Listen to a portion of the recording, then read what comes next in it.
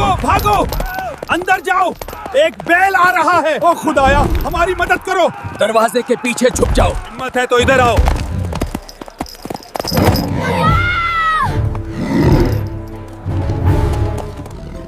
कहानी खतरनाक बैल। एक छोटे से गांव में लोग खुशी से मेला मना रहे थे।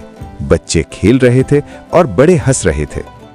अचानक एक गुस्से वाला काला बैल जंजीर तोड़कर भाग निकला।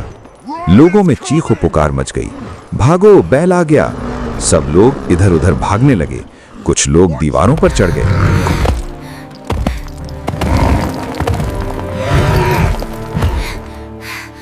अचानक एक बहादुर आदमी आगे आया और बैल की तवज्जो अपनी तरफ कर ली। तो इधर आओ।